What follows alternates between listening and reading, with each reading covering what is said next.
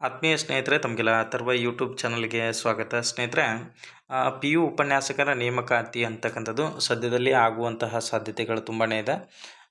ಅದಕ್ಕೆ ಸಂಬಂಧಪಟ್ಟಂತಹ ಪಠ್ಯಕ್ರಮ, ಅದೇ ರೀತಿ ಎಷ್ಟು ಪತ್ರಿಕೆಗಳು ಇರ್ತವೆ ಎಂಬ ಒಂದಿಷ್ಟು ಮಾಹಿತಿಯನ್ನು ಇಂದಿನ ಒಂದು ತರಗತಿಯಲ್ಲಿ ನಾವು ನೋಡ್ತಾ ಹೋಗೋಣ. ಸ್ನೇಹಿತರೆ, ಕಡ್ಡಾಯ ಪ್ರಶ್ನೆ ಪತ್ರಿಕೆ ಅಂತಕ್ಕಂಥದ್ದು, ಸೊ ಇದು ಕನ್ನಡ ಅಂದರೆ ಕಡ್ಡಾಯ ಕನ್ನಡ ಅಂತ ಏನು ನಾವು ನೋಡ್ತೀವಲ್ಲ, ಸೊ ಆ ಒಂದು ಪತ್ರಿಕೆ ಎಲ್ರಿಗೂ ಕೂಡ ಒಂದು ಬರೀಲೇಬೇಕಾದಂಥ ಪತ್ರಿಕೆ ಆಗಿರ್ತದೆ. ಇದರಲ್ಲಿ ಕನಿಷ್ಠ 50 ಅಂಕಗಳನ್ನು ಗಳಿಸಬೇಕಾಗ್ತದೆ. ಸೊ 50 ಅಂಕಗಳನ್ನು ಮೆರಿಟ್ ಪಟ್ಟಿ ನಿರ್ಧಾರಕ್ಕೆ ಅವುಗಳನ್ನು ಪರಿಗಣನೆ ಮಾಡೋದಿಲ್ಲ. ಸೊ ಇದೊಂದು ಕಡ್ಡಾಯ ಕನ್ನಡ ಪ್ರಶ್ನೆ ಪತ್ರಿಕೆ ಆಗಿರ್ತದೆ. ಸೊ ಇದನ್ನು ಮೆರಿಟ್ಗೆ ಕನ್ಸಿಡರ್ ಮಾಡಲ್ಲ.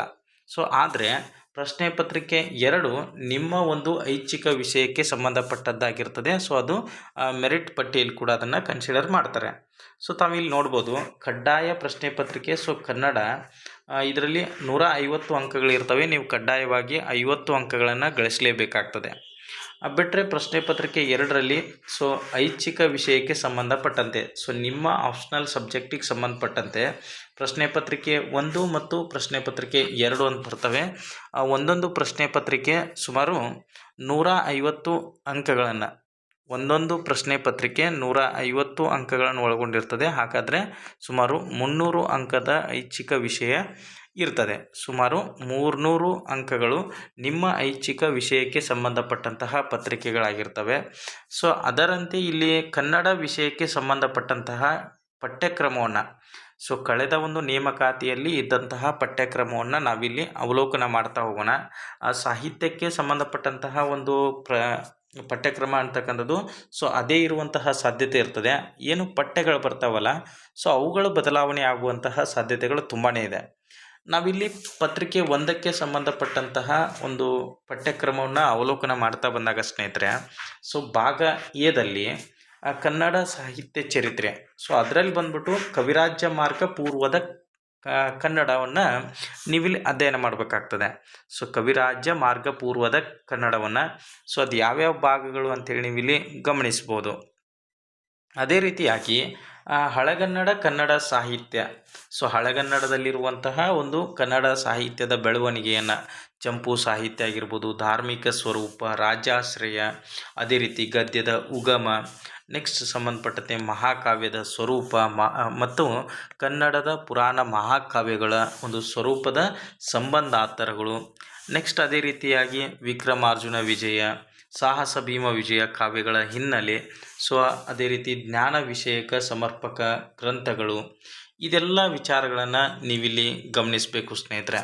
ಅದೇ ರೀತಿಯಾಗಿ 1ನೇ ನಾಗವರ್ಮ, 2ನೇ ನಾಗವರ್ಮ, ಚಂದ್ರರಾಜರ ಕಥೆಗಳನ್ನು ಕೂಡ ನೀವಿಲ್ಲಿ ಓದಬೇಕಾಗ್ತದೆ. ನೆಕ್ಸ್ಟ್ ಬಂದಾಗ ನಾವಿಲ್ಲಿ ನೋಡ್ಬೋದು, ಮಧ್ಯಕಾಲೀನ ಕನ್ನಡ ಸಾಹಿತ್ಯ ಅಂತಕ್ಕಂಥದ್ದು ಅಂದರೆ ಭಕ್ತಿ ಸಾಹಿತ್ಯದ ಪ್ರಮುಖ ಲಕ್ಷಣಗಳಾಗಿರ್ಬೋದು, ಅದೇ ರೀತಿ ರಗಳೆ, ಷಟ್ಪದಿ, ಕೀರ್ತನೆ, ಸಾಂಗತ್ಯ, ತ್ರಿಪದಿಗಳ ಒಂದು ಅವಲೋಕನ ಅಂತಕ್ಕಂಥದ್ದು ನಿಮಗೆ ಇಲ್ಲಿ ಬೇಕಾಗ್ತದೆ. ನೆಕ್ಸ್ಟ್ ಬಂದರೆ ವಚನ ಒಂದು ಚಳುವಳಿ, ಅದರಲ್ಲಿ ಬರುವಂತಹ ಪ್ರಮುಖ ವಚನಕಾರರ ಬಗ್ಗೆ ನೀವಿಲ್ಲಿ ಅಧ್ಯಯನ ಮಾಡಬೇಕಾಗ್ತದೆ. ನೆಕ್ಸ್ಟು ಕನ್ನಡದ ಮಧ್ಯಕಾಲೀನ ಕಾವ್ಯಗಳಲ್ಲಿ ಪುರಾಣ ಚರಿತ್ರೆಗಳ ಒಂದು ಸಂಬಂಧದ ಸ್ವರೂಪವನ್ನು ಕೂಡ ನೀವಿಲ್ಲಿ ನೋಡ್ಬೋದು. ಅದೇ ರೀತಿ ಸ್ವರಗಳ ರಚನೆ, ನೆಕ್ಸ್ಟು ಈ ಕಾಲದ ಜ್ಞಾನ ವಿಷಯಕ ಸಂಬಂಧ ಅಂದರೆ ಚಿಂತನೆಗಳು, ವೈದ್ಯಶಾಸ್ತ್ರ, ಅಶ್ವಶಾಸ್ತ್ರ, ಸೂಪಶಾಸ್ತ್ರಗಳ ಒಂದು ಕೃತಿಗಳಿಗೆ ಸಂಬಂಧಪಟ್ಟಂತಹ ವಿಚಾರಗಳನ್ನು ತಾವಿಲ್ಲಿ ಅಧ್ಯಯನ ಮಾಡಬೇಕಾಗ್ತದೆ. ಅದೇ ರೀತಿಯಾಗಿ ನಾವಿಲ್ಲಿ ಮುಂದುವರೆದು ನೋಡ್ತಾ ಬಂದಾಗ ಆಧುನಿಕ ಕನ್ನಡ ಸಾಹಿತ್ಯ, ಆಧುನಿಕ ಕನ್ನಡ ಸಾಹಿತ್ಯದಲ್ಲಿ ಬಂದಾಗ ನವೋದಯದ ವಸಾಹತುಶಾಹಿ ಆಧುನಿಕತೆಯ ಸ್ವರೂಪ, ಅದು ಬಿಟ್ಟರೆ ಹೊಸ ಸಾಹಿತ್ಯದ ಪ್ರಕಾರಗಳ ಉಗಮ ಅಂದರೆ ಕಾದಂಬರಿ, ಭಾವಗೀತೆ, ನಾಟಕಗಳ ಒಂದು ಉಗಮದ ಬಗ್ಗೆ ನೀವು ಚರ್ಚೆ ಮಾಡಬೇಕಾಗ್ತದೆ. ನೆಕ್ಸ್ಟು ನವೋದಯ, ಪ್ರಗತಿಶೀಲ, ನವ್ಯ, ದಲಿತ ಬಂಡಾಯ, ಸ್ತ್ರೀವಾದ ಅಂದರೆ ಆಧುನಿಕ ಕನ್ನಡ ಸಾಹಿತ್ಯದಲ್ಲಿ ಇದಷ್ಟೇ ಪಠ್ಯಕ್ರಮ ಅಂತಲ್ಲ, ಇದಕ್ಕೆ ಸಂಬಂಧಪಟ್ಟಂಥ ಎಲ್ಲ ವಿಚಾರಗಳನ್ನು ನೀವಿಲ್ಲಿ ಓದಬೇಕಾಗ್ತದೆ ಸ್ನೇಹಿತರೆ. ಅದು ಬಿಟ್ಟರೆ ಪಾರ್ಟ್ ಬಿದಲ್ಲಿ ನಾವಿಲ್ಲಿ ನೋಡ್ತಾ ಬಂದಾಗ ಕಾವ್ಯ ಮೀಮಾಂಸೆ ಮತ್ತು ಸಾಹಿತ್ಯ ವಿಮರ್ಶೆ ಅಂತಕ್ಕಂಥದ್ದು, ಇದು ಕೂಡ ತುಂಬ ಇಂಪಾರ್ಟೆಂಟ್ ಆಗ್ತದೆ.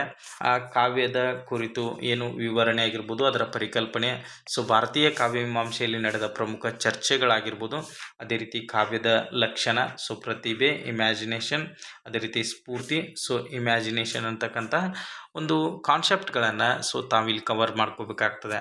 ಅಲಂಕಾರ ಪ್ರಸ್ಥಾನ ಆಗಿರ್ಬೋದು, ರೀತಿ ಪ್ರಸ್ಥಾನ, ಅದೇ ರೀತಿ ಧ್ವನಿ ಪ್ರಸ್ಥಾನ, ನೆಕ್ಸ್ಟು ರಸ ಸಿದ್ಧಾಂತ, ಸೊ ರಸದ ಕುರಿತು ಕನ್ನಡದ ಆಧುನಿಕ ಚಿಂತನಕಾರರು ಕುವೆಂಪು, ಬೇಂದ್ರೆ, ಪೂತಿನ, ಸೊ ಇವರ ಮಾತಿನಲ್ಲಿ ನೀವು ಚರ್ಚೆ ಮಾಡಬೇಕಾಗ್ತದೆ. ಅದೇ ರೀತಿ ಪಾಶ್ಚಾತ್ಯ ಕಾವ್ಯಮೀಮಾಂಸೆಗೆ ಸಂಬಂಧಪಟ್ಟಂತಹ ಪ್ರಮುಖ ಒಂದು ಕಾವ್ಯಮೀಮಾಂಸಕರಾಗಿರುವ ಸೊ ಪ್ಲೇಟೋ, ಅರಿಸ್ಟಾಟಲ್ ಬಗ್ಗೆ ನೀವಿಲ್ಲಿ ಓದಬೇಕಾಗ್ತದೆ. ಸೊ ಅದೇ ರೀತಿಯಾಗಿ ಆಧುನಿಕ ಸಾಹಿತ್ಯ ವಿಮರ್ಶೆಯಲ್ಲಿ ಬರುವಂತಹ ರೂಪನಿಷ್ಠ ಆಗಿರ್ಬೋದು, ಐತಿಹಾಸಿಕ, ಮಾರ್ಕ್ಸ್ವಾದಿ, ಸ್ತ್ರೀವಾದಿ, ಸೊ ಆಧುನಿಕೋತ್ತರ ಚಿಂತನೆಗಳನ್ನು ಸೊ ತಾವಿಲ್ಲಿ ಓದಬೇಕು. ಅದು ಬಿಟ್ಟರೆ ಸಾಹಿತ್ಯ ಅಧ್ಯಯನದ ವಿವಿಧ ನೆಲೆಗಳು ಅಂಥೇಳಿ, ಸೊ ಕಾವ್ಯದಲ್ಲಿ ಲಯ ಮತ್ತು ಛಂದಸ್ಸು, ರೂಪಕ, ಉಪಮೆ, ಪ್ರತಿಮೆ, ನೆಕ್ಸ್ಟು ಸಾಹಿತ್ಯ ಮತ್ತು ತತ್ವಶಾಸ್ತ್ರ, ಸಾಹಿತ್ಯ ಮತ್ತು ಮನೋವಿಜ್ಞಾನ, ಅದೇ ರೀತಿ ಸಾಹಿತ್ಯ ಮತ್ತು ಸಮಾಜ, ಸಾಹಿತ್ಯ ಮತ್ತು ಭಾಷೆ ಅಂತಕ್ಕಂಥ ಕಾನ್ಸೆಪ್ಟ್ಗಳನ್ನು ತಾವಿಲ್ಲಿ ಕವರ್ ಮಾಡಬೇಕಾಗ್ತದೆ. ಸೊ ಪತ್ರಿಕೆ 2ಕ್ಕೆ ಸಂಬಂಧಪಟ್ಟಂತೆ ನಾವಿಲ್ಲಿ ನೋಡ್ತಾ ಬಂದಾಗ ಸ್ನೇಹಿತರೆ, ಪ್ರಾಚೀನ ಕನ್ನಡ ಸಾಹಿತ್ಯ, ಸೊ ಆದಿಪುರಾಣ, ಸಾಹಸ, ಭೀಮ, ವಿಜಯ, ಸೊ ಇಲ್ಲಿ ಆಶ್ವಾಸಗಳು ಯಾವುವು ಅಂತೇಳಿ ಕೊಟ್ಟಿದ್ದಾರೆ. ಸೊ 14ನೇ ಆಶ್ವಾಸವನ್ನು ಆದಿಪುರಾಣದಿಂದ, ರನ್ನನ ಸಾಹಸ, ಭೀಮ, ವಿಜಯ, ಸೊ 4 ಮತ್ತು 5ನೇ ಆಶ್ವಾಸ, ಅದೇ ರೀತಿ ನಾಗವರ್ಮನ ಕರ್ನಾಟಕ ಕಾದಂಬರಿ. ಸೊ ಇಲ್ಲಿ ನಾವು ಏನಪ್ಪ ಅಂತಂದರೆ, ಇದು ಬದಲಾವಣೆ ಆಗುವಂತಹ ಸಾಧ್ಯತೆಗಳು ತುಂಬಾ ಇದೆ. 2ನೇ ಪತ್ರಿಕೆಯಲ್ಲಿ ಬರುವಂತಹ ಈ ಪಠ್ಯಗಳು ಸೊ ಬದಲಾವಣೆ ಆಗುವಂತಹ ಸಾಧ್ಯತೆಗಳಿದೆ. ಇದೇ ಪಠ್ಯವನ್ನು ಕೊಟ್ಟರೂ ಕೂಡ ಇದರಲ್ಲಿ ಕೊಟ್ಟಂತಹ ಏನು ಅಧ್ಯಾಯಗಳಿದಾವಲ್ಲ, ಇವಾದರೂ ಬದಲಾವಣೆ ಆಗುವಂತಹ ಸಾಧ್ಯತೆಗಳು ತುಂಬಾ ಇರ್ತದೆ. ಸೊ ಇದೇ ಒಂದು ಶ್ಯೂರ್ ಅಂತ ಹೇಳೋಕ್ಕಾಗಲ್ಲ. ಸೊ ಒಡ್ಡಾರಾಧನೆಯಲ್ಲಿ ಕೊಟ್ಟಂತಹ ಕಥೆಗಳೇನಿದಾವಲ್ಲ, ಭದ್ರಬಾಹು ಭಟ್ಟಾರಕರ ಕಥೆ ಆಗಿರ್ಬೋದು, ಚಾಣಕ್ಯ ಋಷಿಯ ಕಥೆ ಏನು ಒಂದು ಹಳೆ ಪಠ್ಯಕ್ರಮದಲ್ಲಿ ಕೊಟ್ಟಿದ್ದಾರೆ. ಆದರೆ ಈ ಹೊಸ ಪಠ್ಯಕ್ರಮ ಏನು ಮುಂಬರುವಂತಹ ಹೊಸ ಪಠ್ಯಕ್ರಮದಲ್ಲಿ ಸೊ ಬದಲಾಗ್ತಾ ಹೋಗ್ತದೆ. ಸೊ ಇದೆಲ್ಲವೂ ಕೂಡ ಬದಲಾಗುವಂತಹ ಸಾಧ್ಯತೆಗಳಿದೆ. ಆದರೆ ಇದೆಲ್ಲವನ್ನು ಕೂಡ ನೀವು ಆಲ್ಮೋಸ್ಟ್ ಕವರ್ ಮಾಡುವಂತಹ ಪ್ರಯತ್ನವನ್ನು ಮಾಡ್ತಾ ಹೋಗಿ ಸ್ನೇಹಿತರೆ. ಸೊ ಮಧ್ಯಕಾಲೀನ ಕನ್ನಡ ಸಾಹಿತ್ಯದಲ್ಲಿ ಬಂದಾಗ ವಚನಕ್ಕೆ ಸಂಬಂಧಪಟ್ಟಂತಹ ಏನು ಇತ್ತೀಚಿನ ಸಂಪಾದಕರು ಹೊರಡಿಸಿರುವಂತಹ ಕೃತಿಗಳಿದ್ದಾವಲ್ಲ, ಸೊ ವಚನ ಕಮ್ಮಟ ಆಗಿರ್ಬೋದು, ಅದೇ ರೀತಿ ಸೊ ಹಂಪೆ ಹರಿಹರ ವಿರಚಿತ ಉಡುತಡಿಯ ಮಹಾದೇವಿಯವರ ರಗಳೆಯಾಗಿ ಏನು ಸಂಪಾದಕರು ದೇವಿರಪ್ಪನವ್ರ ಕೃತಿ ಇದೆಯಲ್ಲ, ಸೊ ಅದಾಗಿರ್ಬೋದು.